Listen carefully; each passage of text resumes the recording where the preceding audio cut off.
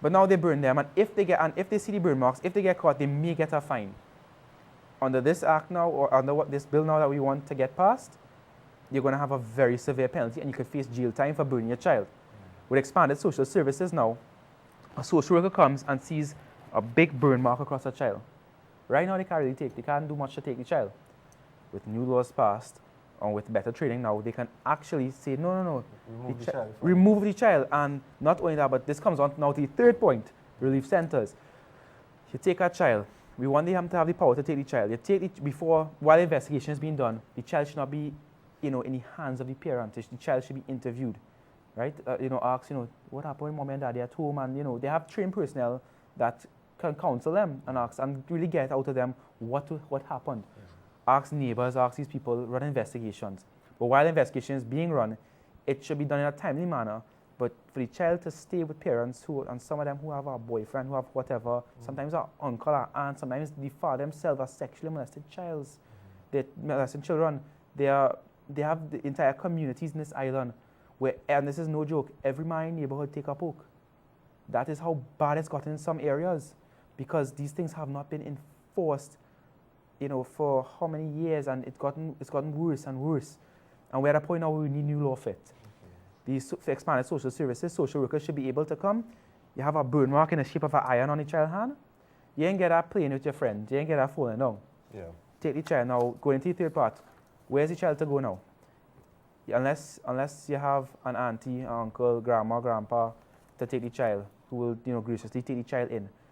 The child has to remain in the environment. Yeah, where will the child go? Yeah. We have centers right now, but they are not sufficient. To say the least, they're not sufficient, and we need new centers, better equipped centers. If a child goes to a center, it shouldn't just be, all right, like a daycare. Have a psychologist there to sit down and talk to the child, what happened, and try and find out what is going on in the child's life. And we want it properly monitored as well, because they have a lot of these centers, as you know, people abuse at 30 and children get molested in these centers. What we need now is, and we have actually on board with us, we have certain non-governmental organizations that have taken, and religious organizations as well, that have said, we'll take it upon ourselves to form groups and we will monitor without charging a cent. We will help to monitor those centers. So it's a three-step thing. It's on three ends you have to attack it. We need legislation in place. We need the government to enforce legislation through social work, and we need the relief centers for children. So the march is not a 2-hour exercise session we do it. It's not 2 hours of carnival in the sun. It's a silent march. We are doing a petition drive, which we have been working furiously on. And at the day of the march, we have tents set up where they will have volunteers sitting down, and just everyone passes. All right, did you sign the petition yet? You didn't sign the petition? Please. Lend your signature to the petition. We are aiming for over 20,000. We have thousands, and we don't have a physical count right now.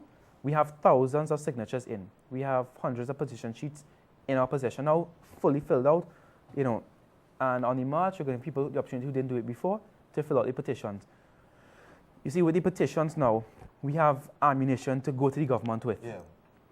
Before that, everyone wants to stand up and say children's rights this, children's rights that. They want to march for this, they want to march for that. What are you going to accomplish? And most of the time, too, you rarely hear people's voice when an incident happens. Well, of course. And when that incident dies down, then we go back to the, But we're in the land of carnival. Yeah. After the day, Ash Wednesday, all the beads and feather throw away. Yeah. That's the, sadly, that's the mentality that a lot of us are growing up in now, where you make, and even I would say worldwide too, everything, is a big issue now. Yeah. Then you I don't think we are Trinidadians, we are slack. Yeah. If TNT are giving problems, cutting your lights all the time, what happens? You get your light, when lights off, you're cussing, you're getting on, you're complaining. You're saying all kind of thing about TSCT. When your lights come back on, after your lights come back on, you're going to call the management in Trinidad, the average Trinidad, you're going to call the management and say, listen, I think this is unacceptable that we had a blackout for so time, so Trinidad, when your lights come on, you're happy when master cut your water. Yeah, and when water come back, you're gonna take it upon yourself to go to the complaints department and complain about how you didn't have water. You get water back, you're happy. So when a child gets abused now, and we hear about it I would say, I'm safe to say weekly now, it's a serious issue. When you don't hear about child abuse for a while, figure what are you not going on, because we don't see it not going on. That's the mentality, and we have to break that mentality.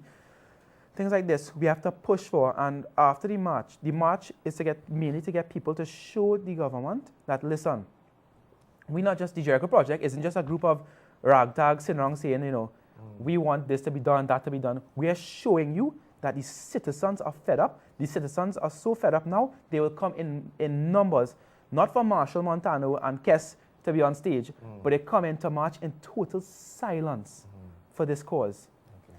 And thousands of people march in silence to the tune, a morbid tune on a steel pan, is a big message to send. It's a very eerie thing. And it shows that it's a solemn march. Afterwards, we're going to have petitions. We're going to have footage of the march. Media stations, they have really helped us out. They have given us a lot of coverage on this. They're going to be at the march. Newspapers are going to be at the march. We are going to make sure to flood the media with coverage of the march to show everyone in the position to help that it's a serious situation, and it's not just, as I said, a bunch of us sit down in our room deciding we fed up with this. No, it's the citizens of Trinidad and Tobago. The petition will show that are calling for this kind of reform. Okay. They're demanding it. Let me go across to Jillian. Hi. Welcome again. You are a teacher by profession, right?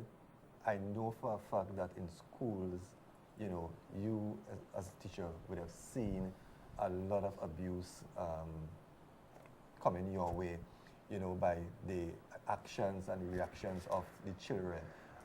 You are involved in a project now that is out there trying to help to bring change to the situation. How do you see it from where you sit? Oh, let me tell you how I see it from where I sit. He said, Paul was mentioning about the fact that you wouldn't see it sometimes for weeks. That's on the news. Yeah. That's the thing. It's whatever. A lot of people, I believe that, let me see. Let me give you all to begin with, how everything started with me.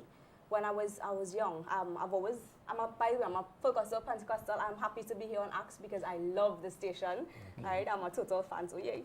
But besides that, actually, I've always been involved with kids ever since. I live in Point Fortin, and when I was quite young, I was also elected in my old school, which is NAPS Girls with Cherise. I got elected to be a school counselor.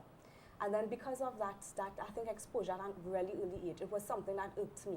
Because the first week when I was even in school back in the day, and that's the thing, we have not progressed.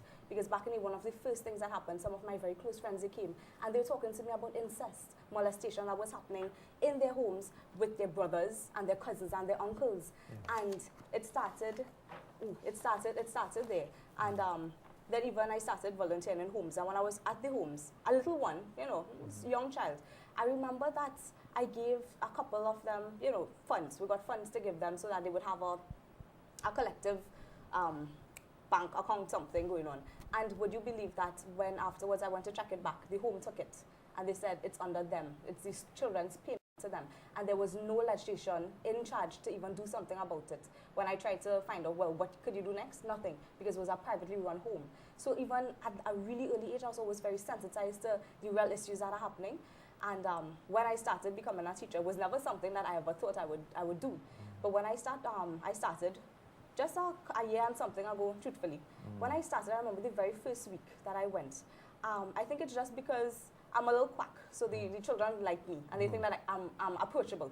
They started coming, and I am honest, I was on my face a couple nights in the week, and I was like, Lord, what is this? How could we, as a Christian-based nation also, have so many kids in our schools like that? Like, I was a Christian-based nation, but... Well, not Christian-based, but it's a Christian child. I'm a Christian, I'm saying. I just think as behalf of Trinidad. Yeah, I know, you represent it. I'm representing